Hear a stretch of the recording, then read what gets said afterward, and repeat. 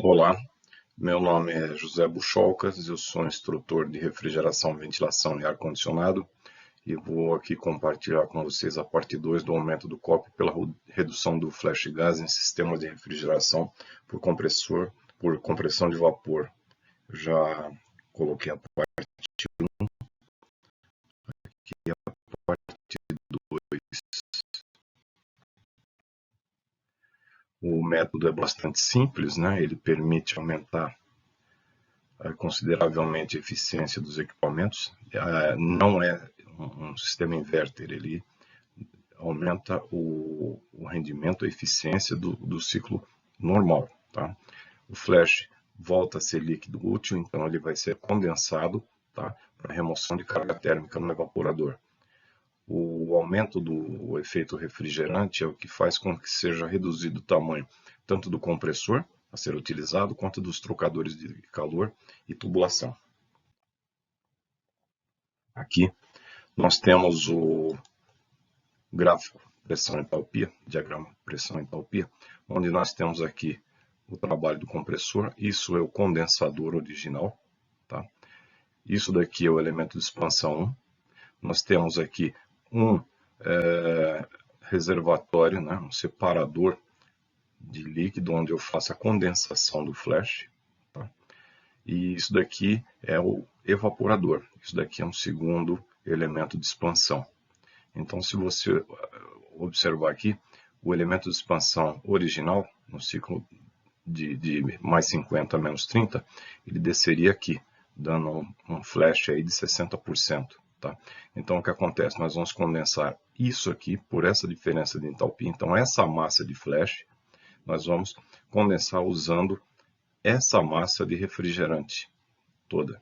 Então, vai ser um negócio interessante. Aqui eu vou mostrar para vocês alguns métodos que já são utilizados normalmente. Então, não é inventando a roda, simplesmente já existem, né?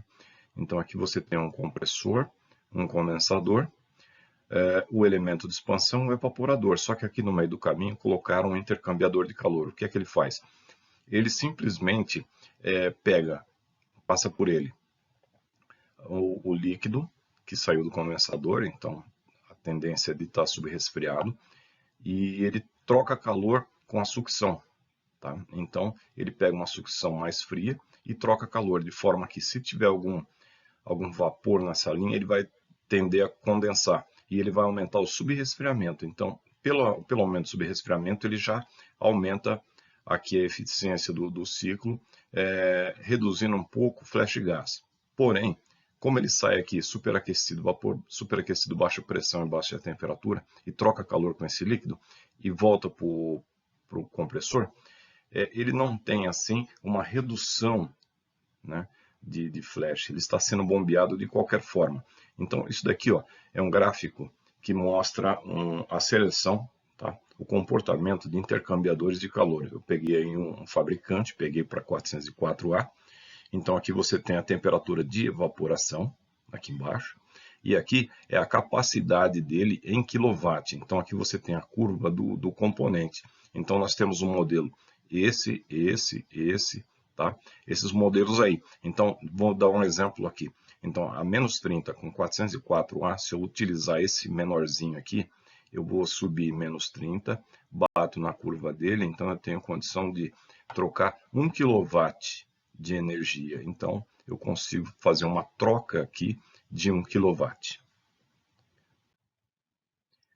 Muita gente me pergunta se o que eu falo sempre é simplesmente um sistema, né, de economizer. Não é um economizer. Eu já respondi para muita gente que não se trata de um economizer.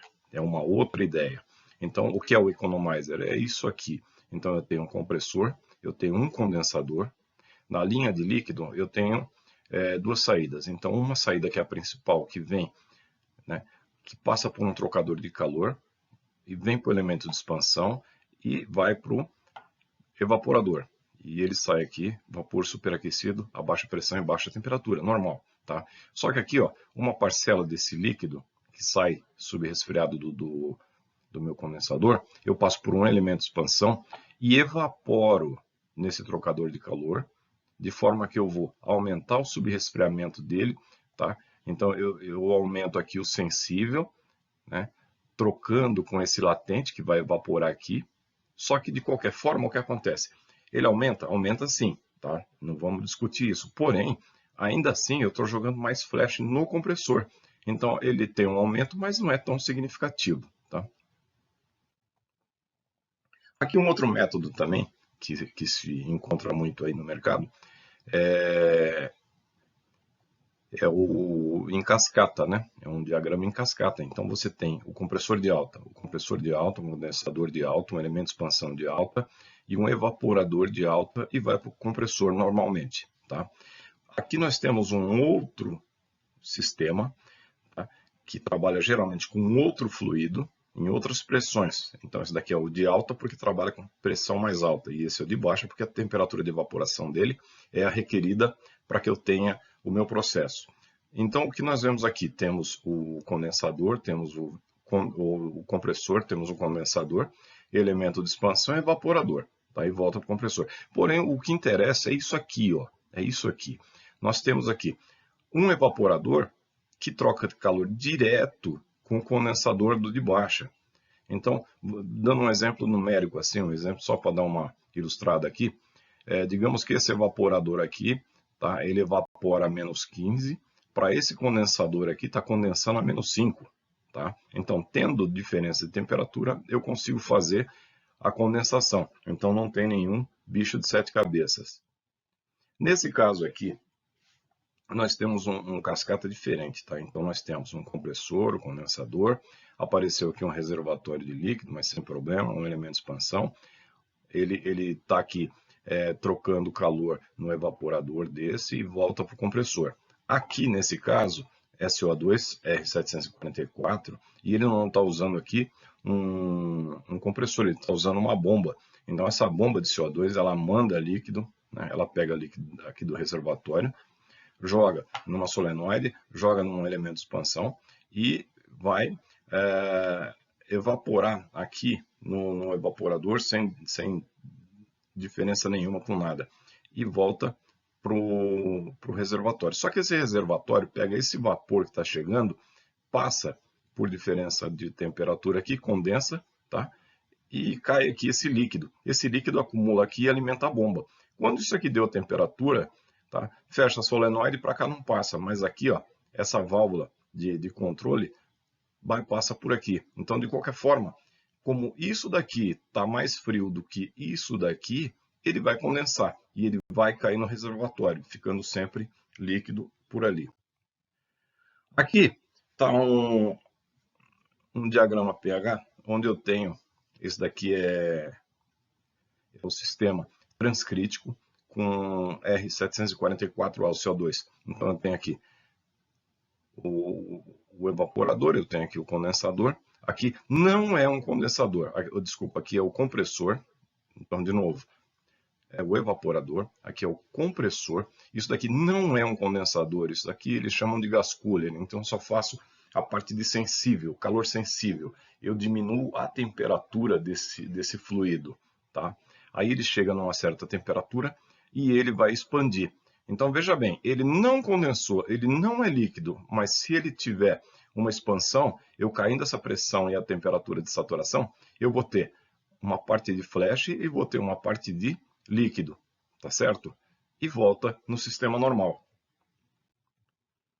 Um outro método usado é esse aqui, tá? Então você tem um compressor, ele entra no gas cooler, tá? Você tem um elemento de expansão, você tem um reservatório.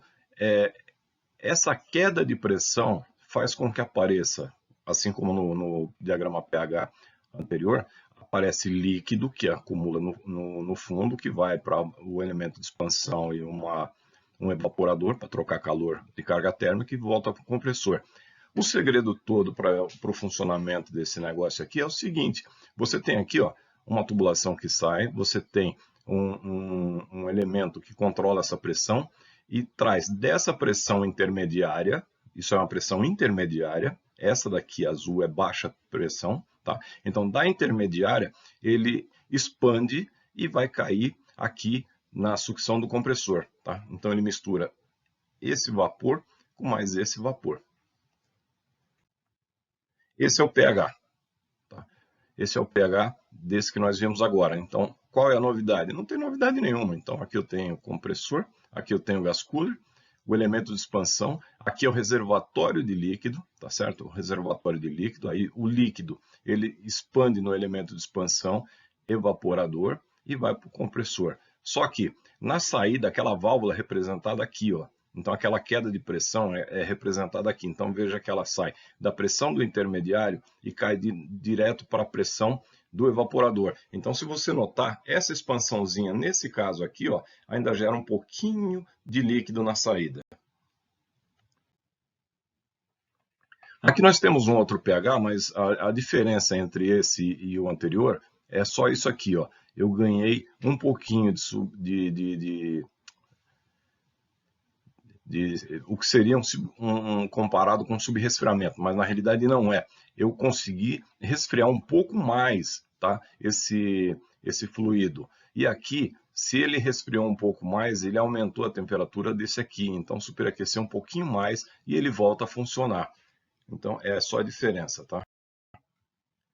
Então é esse aqui o método que eles usam. Então eu tenho o compressor, o gas cooler, ele passou por um intercambiador de calor, onde ele, na entrada e na saída aqui desse intercambiador, eu tenho uma temperatura mais alta e sai com mais baixa, porque trocou calor com a parte de sucção que vem tá mais baixa e sai ligeiramente mais alta, tá? Então aqui eu tenho a válvula que garante que vai ter líquido aqui, aqui eu tenho a saída, aquela válvula de saída para fazer a queda de pressão, tá?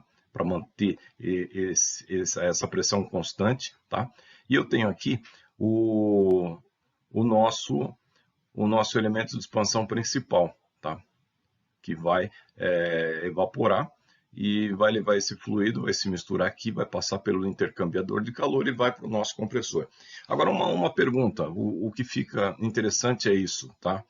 Se isso daqui já funciona assim, se ao invés de estar trabalhando com esse sistema aqui, tá certo? Que gera vapor, que é bombeado pelo compressor, que eu tenho um compressor com capacidade, né? E que vai colocar trabalho nesse fluido que vai passar por aqui, né? Aumentando, então, a carga de energia fornecida. Se eu tivesse, por exemplo, uma água gelada, ao invés de ter isso daqui, eu tiro isso daqui e passo uma água gelada para controlar essa temperatura. Então, em função da vazão de água gelada, eu controlo essa temperatura, né? Se a temperatura for cair, eu passo menos água gelada, ela sobe, aí eu passo mais água gelada, de forma que eu vou ter um controle da temperatura que eu preciso aqui.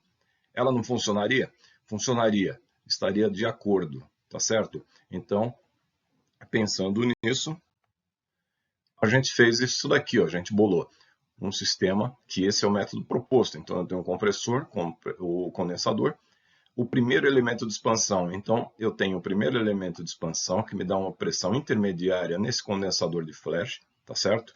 Então, isso daqui vai sair uma mistura. Essa mistura vai ter flash mais líquido útil. Esse líquido vai vir para o fundo, vai vir para cá. Na saída dele, vai ter só líquido. Só que aí entra um elemento de expansão. Esse elemento de expansão vai trazer da temperatura intermediária para a temperatura de evaporação. E ela alimenta o quê? Uma serpentina, tá certo? Um trocadorzinho de calor que vai trocar calor com esse flash e com esse líquido. Então eu vou conseguir condensar o flash e vou conseguir dar um subresfriamento no meu líquido. Por isso que não vou ter problema de blends, não vou ter problema de óleo, porque eu não estou colocando mais nada no circuito, não estou inventando nada, é simplesmente aproveitando uma ideia que já existe e está aí funcionando, tá certo? Então, ele entra. Por que dá certo? Porque se ele está aqui na temperatura de evaporação, tá? Ele já está todo líquido.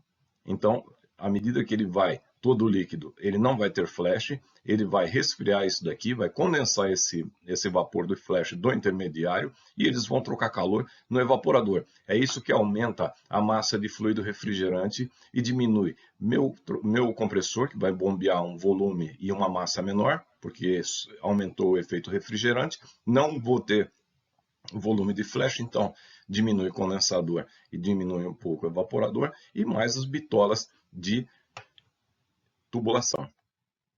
Aí o que vai ficar?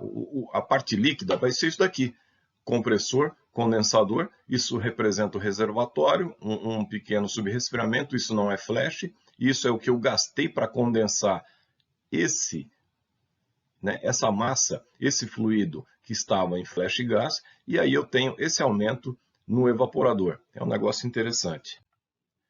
No caso aqui, eu tenho a mesma coisa, só que com outro refrigerante. E esse refrigerante aqui, como está evaporando mais alto, por ser um condicionador de ar, ele gasta um pouco menos de flash para condensar o vapor. Tá?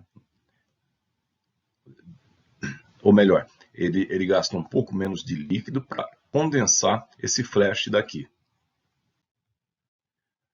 As figuras foram tiradas da internet, tudo que tem aí está na internet, tá?